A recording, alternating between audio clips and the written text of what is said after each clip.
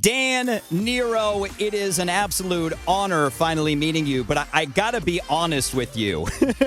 I wish this conversation was happening 10, 11 years ago because I just want to ask everything about promises, crush on you, guilt, must be the feeling, all the NERO classics. That first album had a lot of singles. It's when you just sort of reel them off like that. It's crazy. You sort of forget, good. But I'm gonna fight that urge because this is all about your brand new smash, Blame You. Dan NERO, welcome to America's Dance 30 for the first time. Thank you for having me.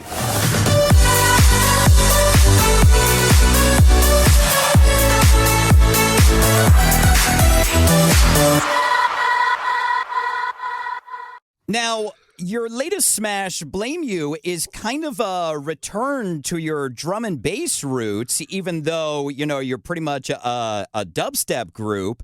But one thing that hasn't changed is how incredible Alana's voice sounds. Yeah, she sounds great, and she's kind of what makes a Nero song recognizable as Nero sort of quite quickly. I think as soon as you hear Alana's voice, especially when we play shows and we're testing out the new material, obviously new stuff that people haven't heard before is never going to get like a reaction as much as say a Promises or something where everyone knows it, but actually as soon as people hear Alana's voice and they know, oh, I've never heard this, oh, this must be new, and that's great because it just means that we don't have to sort of, we can never get on a microphone at shows and stuff, so we don't have to like flag up like, oh, this is a new thing when we're testing out. It's kind of like people know, so it's nice. It's like she's very much like our sort of calling card and our sort of USP as well, I think, really. Yeah, and I was deep diving some of your posts leading up to the release of Blame You, and pretty much all the comments were, oh my God, Alana sounds so amazing. Yeah, it's great. It's great for her to see that. She's been just a full-on mum life, so we've got 2 kids and a third on the way, and we are we're just very much like coming out of this just being parents now, and sort of feels like we're really dipping our toe back into into band life. So it's great. It's great that the reactions there's been like that. It's so nice, and it's great for her because she's obviously always going to be a little bit like, oh my goodness, this is so different to what I'm used to for the last 6 years or whatever, and that's really great. It's like really nice that there's been that reaction, and she is just like, she's got such a unique sounding voice. Like I honestly think, like you can hear Alana very quickly because I guess it's the slight British twang helps, and then she's got kind of an 80s. She doesn't have that kind of really overly worked sort of modern pop sound. It's more of an 80s kind of like raw kind of like voice, so that's really cool. It stands out from sort of a lot of the other sort of pop singers, I guess, or that kind of pop sound. Oh, it definitely does. And early congratulations on the kid on the way, because I'm sure I'm not going to be chatting too closer. Now, I can't wait to find out how Blame You was born. But before that, let's get to know Dan and NERO a little better with Finky's firsts. Okay, yeah.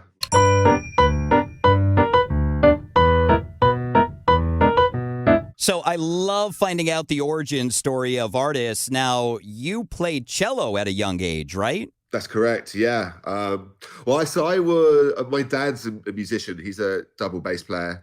He's some classical and played a lot of jazz. He was, very big in the London jazz scene. So there were always instruments in my house. I grew up with just being surrounded by instruments. I got my first drum kit when I was 3. And then I started playing cello at about 10. And I went to music school and studied cello and piano for about 10 years.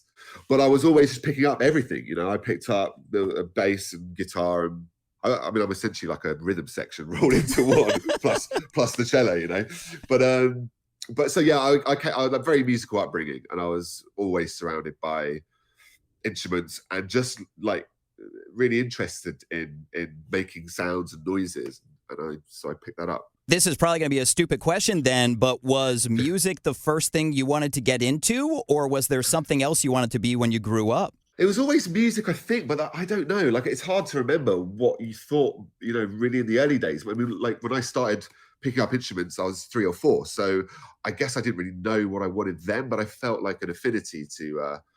I got diagnosed recently with autism and ADHD, and it's sort of like, I think in a way, like that was my early kind of point of just sort of like going into my own world.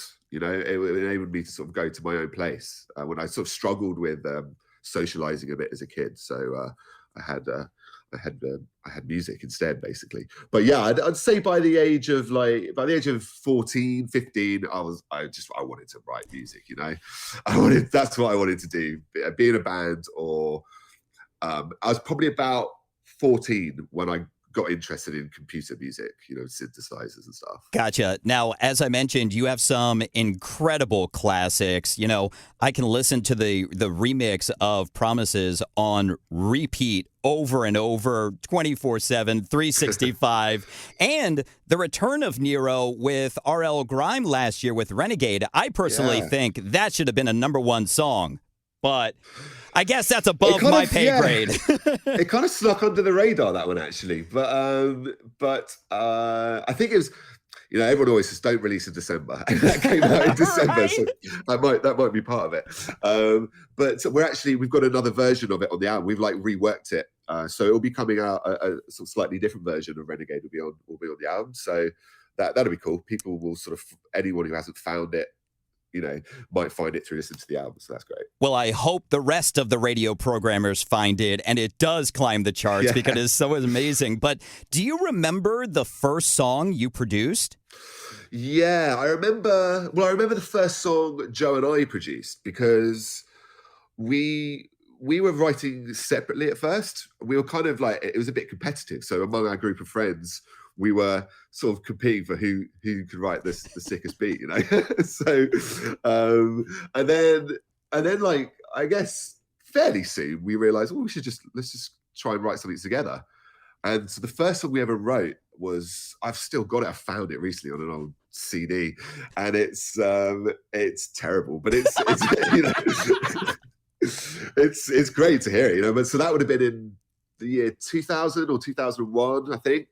And it was called AK-47 because it had like a sort of gun sound in it. It was pretty basic, man, pretty basic. But it was only 3 years later we put out our first ever Nero song. Wow, in 2004.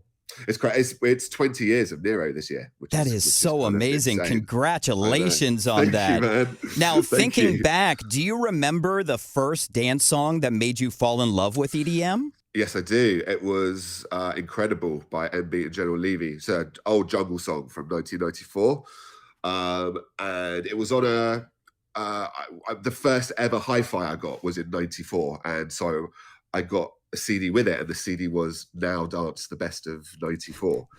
And a lot of the music on there was kind of trash. There's a few like things that are still club classics, like Stone Cold, but Incredible, that song for me was just like, oh, what is this?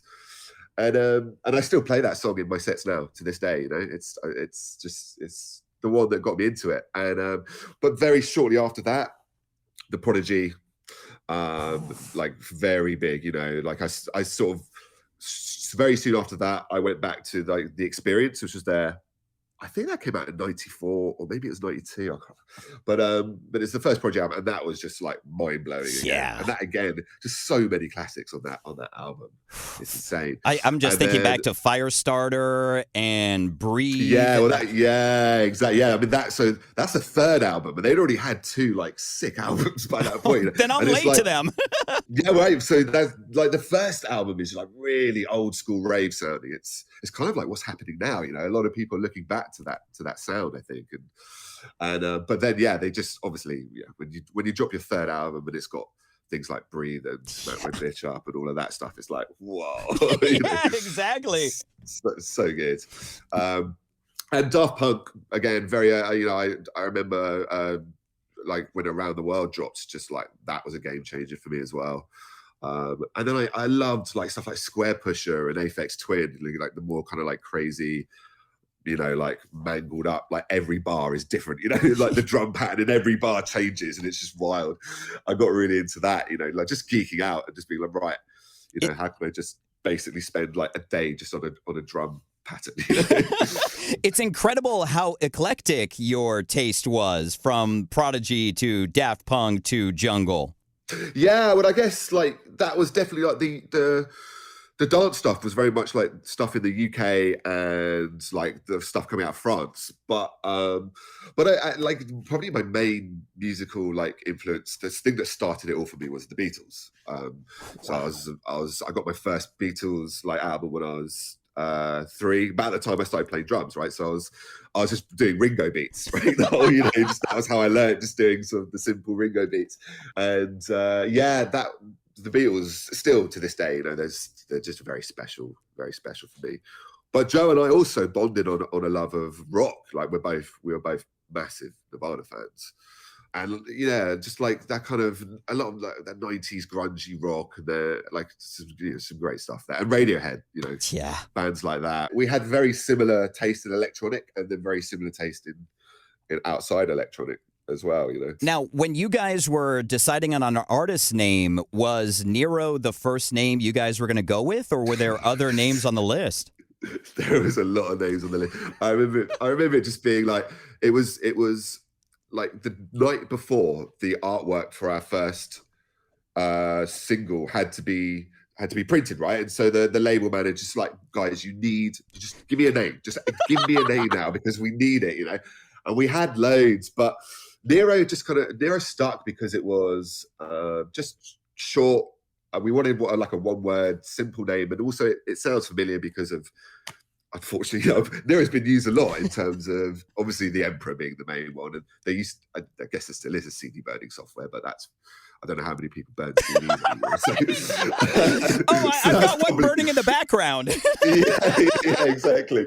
And there's also like a chain of coffee shops in the UK called Nero, and there was definitely a time where we actually really rued the decision to call ourselves Nero, maybe about 10 years ago, when it was sort of like,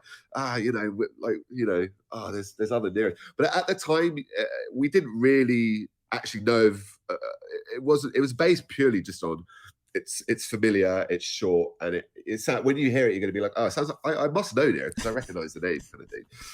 But not much else. And really, like, just it's Italian for black, and we're always sort of our kind of thing was we used to be quite sort of dark in the stuff we were. Well, actually, I don't know. Our first few releases were kind of bordering on comical, but then we went quite dark, But I don't know. I was listening to some of our old stuff recently because we might put up like a little retrospective of like, well, this is how we got to this point, And it's funny listening to those old things, but actually, it's interesting because we didn't really care then. It was just fun. It was a hobby, right? And then you can hear always the point when you listen to our old stuff of like, oh, okay, then they started taking it seriously. They're caring. Then it became a job. Yeah, exactly. That's it, man. Now, can you give us one other name that was on the list that you guys were possibly going to be called? I don't know if I can, like there's some names that I sort of remember, but I don't know if they were on the list. I think they were like kind of comedy names that might have been on the list ironically, or that we were like, we might put out a couple of things under the scene. One name we had was Rogue and Josh, because there's a one of our favorite like Indian dishes is called a Rogan Josh, but like we were doing Rogue and Josh. I mean, like it's just so silly, but that was like, we were like, oh, if we ever want to put out some music that we don't want to put our own name to, we'll do it under that name, Now we know. Yeah, actually, one of our friends was like really into kind of like silly names, and he was like, but he was also like a massive drum and bass fan. He liked he loved those kind of MC names and stuff of that era. I remember he kept on saying, no, you should call yourselves Hydro Man and Compressor.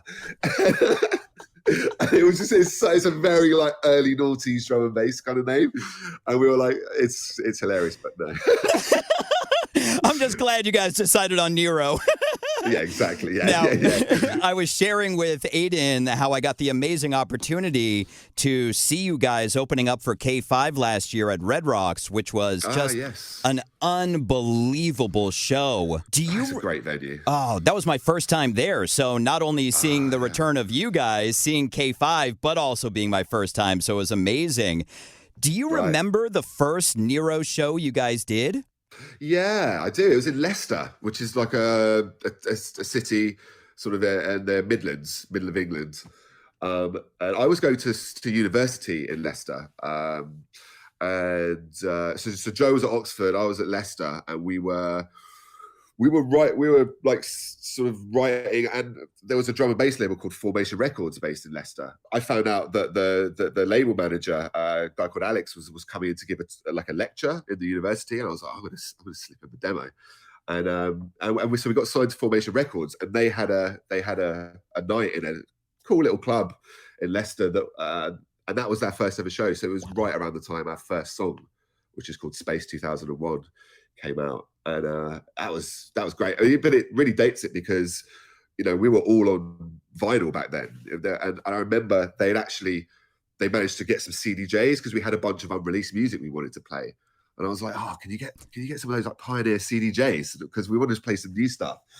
And so yeah, and that was like amazing. I was like, "Oh my God, these things are incredible." Now they're just like, you don't see vinyl anywhere, and you don't see 1210s anymore. You don't see CDs anymore. No, well, exactly, yeah, exactly. So that really dates it, man. It's like those old days turning up with a record bag and then a CD wallet, and now it's just you turn up with a USB. It's crazy. So I've been doing a mix show on Saturday nights for a little over 20 years, I think, and I remember bringing in a huge duffel bag just full of books of CDs, and we would have to bring that duffel bag everywhere we were doing shows. Yeah, oh, man, God. I know, it's crazy. I have a recurring panic dream that I probably have like 3 times a year, maybe, and I'll turn up to a gig and I've got my old CD wallet full of just CDs, and I'm just manically searching for. That's basically the last time I probably played a CD in a club was in probably like 2007. So I'm manically searching for something that just sounds relatively current, and I just put on an early Nero song, and then as I'm looking for something to play next, the song runs out, and then everyone just leaves the room. I have that dream all the time. I've had a dream like that where there's dead air and I can't figure out on the radio, and I can't figure out what's going on. Man, those are the worst dreams. Yeah, they're horrible, aren't they? Now, really as horrible. I mentioned, last year marked the return of Nero, but what was the first text or call between you guys kind of discussing the return? I think it was probably around 2019. We decided it was, we just started sending each other a few things. So after the second album, we just toured like so much, and then we were like, well, let's just take a break now from touring and gigging. And actually, with lockdown and COVID, kicking in 2020, it was like, well, we finally got some time to get into the studio, and obviously it's weird because it's a very difficult, tough time. So then to try and be creative during that it was kind of hard, but then I guess kind of inspiring for us because, Nero's sort of all about the apocalyptic kind of vibes. Right? It felt very apocalyptic. It was your moment. Yeah, exactly. That's it, man. So yeah, I there was never really like a call that's like, right, we never say, right, let's start doing an album. I guess we just send enough stuff back and forth and like liking enough of each other's stuff to feel, okay, we're starting to hear a sound and a concept here. Let's just start working on it, So there was no text like, what are you doing? What are you up to? No. New phone, who this? No, we're not that together, man. That would be great if we could just be like, right, let's do it now. It's much more like just very sort of gradually dipping our toe in the water until we feel like, right, I mean, like, it's just, that's kind of a thing with a production duo, well, I mean, Joe and I were, we went from being best friends to being in this, this band that blew up, and it's it sort of changes the dynamic so much that Yep. sometimes like, as friends, just be like, yo, what's going on? Let's write a tune. But then suddenly like it's kind of this other thing. And so, we're still obviously still very close friends, but it's like now you kind of just, it's like a bit more tentative of like, well, what are we doing next? You don't want to kind of, there's always that thing when you start talking business, it's kind of like, oh, right, we're going out, the friendship hat comes off and the business hat goes on. So it's never like, bang, we're going to do this. It's kind of just gentle, easing our way into it. Not along the same lines, but it's kind of like I moved in with my best friend at the time, and that killed our friendship. Like we were great before we moved in, but then once we moved in, it's all business, and it's like, oh man, this ruins everything. It puts pressure on a friendship, But like with Welcome Reality, we were not expecting that to happen, and it just blew up out of nowhere. A lot of just right time right place, but the right sound for that time and stuff, and it just really like knocked us for six. And we were then we're thinking, so then when it comes to the second album, it's like there's so much pressure, a lot of pressure, of what was like felt like it's just like, oh, we're just doing our thing. So it's like you question everything, and then that is obviously difficult to then balance a friendship and a business partnership when there's all that pressure on it. And obviously Alana and I are married, so that's pressure in itself. Exactly. Yeah, that's it. Well, finally, in Finky's verse, in honor of your new smash, Blame You, what's the first thing you admit to loving too much? Oh my goodness. I love a good wine. I love a good bottle of wine, a nice brandy or a whiskey. It's probably like one of my little guilty things of just like probably too often settle down in the evening with a nice brandy or something. It's like, right, I feel like it's when your age. Like 10 years ago, I wasn't sitting down in an evening with a glass of brandy. It's become a little guilty pleasure. Well, let's talk about this brand new smash. How was Blame You born?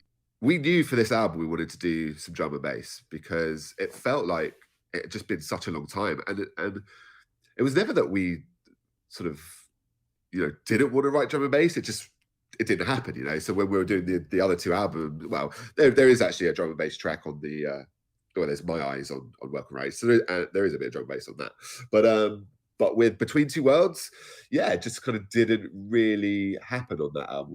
We were just sort of working on other stuff. We had other sort of ideas we wanted to try. And this time with this album, it's the whole point is it's kind of like it's bridges the gap a bit, I think, between Two Worlds and Welcome Reality. And so we wanted to go back to some of that, like go back to our roots, go back to some of those sort of like darker sounds, some of that UK kind of like early sound that got us into dance music. So we were like, well, we should definitely do some drum and bass on this album. And we worked with a couple of producers on this album, which we've never done before. It's like a really new thing for us. Everything was just Joe, Alana, and I, and we like down to just top lines, lyrics, everything, and it puts a strain on things as well when you're doing everything yourself, and so we were like, well, it'd be great just to like have other producers to bounce off and to work with, so it's just not always me and Joe just sort of like losing our minds and like, oh, is this good? I don't know, I've lost all perspective. So we'd sort of like, so we were working with a guy called Adam, who is also an amazing graphic artist, goes under the name Some Hoodlum, and a producer called Francis Novotny, and he's also incredible. And we were like, when we were speaking to them, we're like, oh, it'd be great to do a drum and bass song and blah blah blah. And so actually, Blame You, the first thing for that was Adam came up with like sort of the top line, but we wrote the lyrics for it, and he had a version. It didn't have like all the kind of ravey arpeggios and stuff that it had, but it had the kind of those kind of like chords. That was really the starting point. Was those like chords in the drop, and from there we built up what you hear now basically. But it's been that's been like something that's been so great with this album is is actually like opening Nero up a little bit, working with a couple of other producers. I think that's really freed us up actually, and we're better because of that now. We're like writing. I think Joe and I are sort of writing the best we have in a long time. So it's yeah. It's But is it tough bringing other people into that process? It only in that, you know, I feel like we were so like hands-on. It was all so just us that it felt weird. I wouldn't say tough, but it felt strange at first that we were working with other people, sort of letting other people in.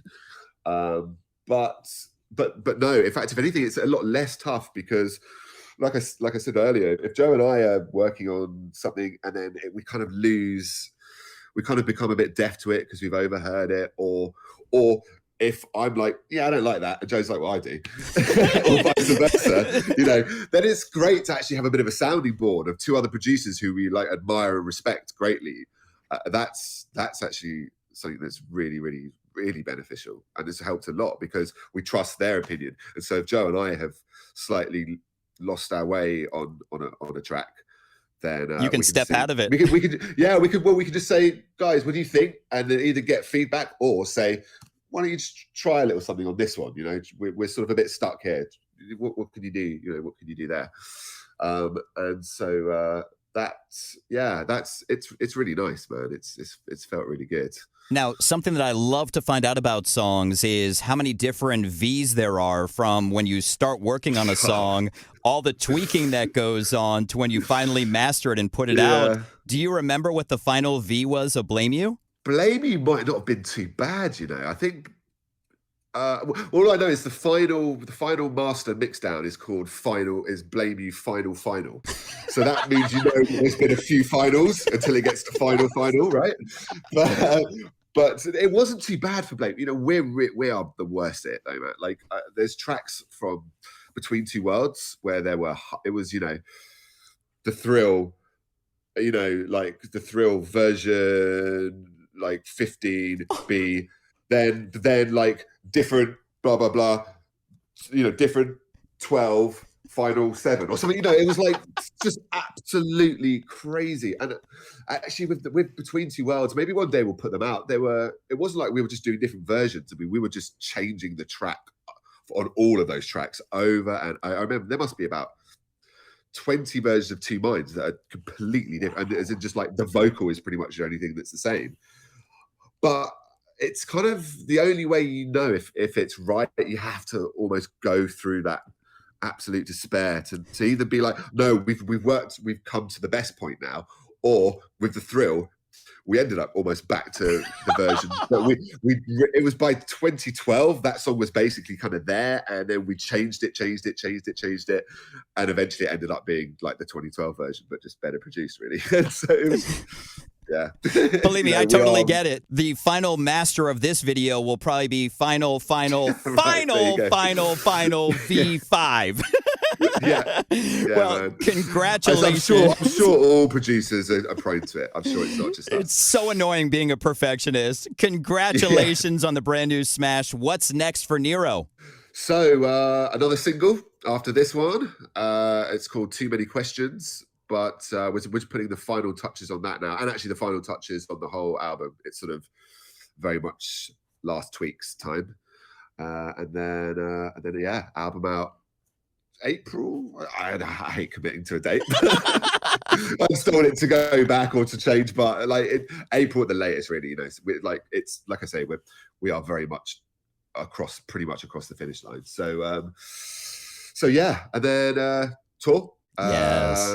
End of this year. And we're gonna, you know what, as well, actually, it's been so long since we played the UK, and we're talking about just going out and just doing a load of UK shows, like little sweatbox clubs, you know, like just small little things, just for vibes, and to get back again. It's like, you know, reconnecting with our roots. That was us, like 2009, 2010. You know, we were just like every weekend playing 3 shows in little sweatbox clubs, and I miss that. I miss that vibe, man. So I really want to do that again. I want to get out there, get into some clubs, do those little shows, and then end of the year, you know, like a proper proper live tour. Well, I know you're talking about the UK, but I can't wait to see you back here in the US as well. It's going to be amazing. Yeah, man, we'll be there. Dan 100%. NERO, it is an honor finally meeting and chatting with you. Thank you so much for your time with us on America's Dance 30. Thank you so much, man. Thank you.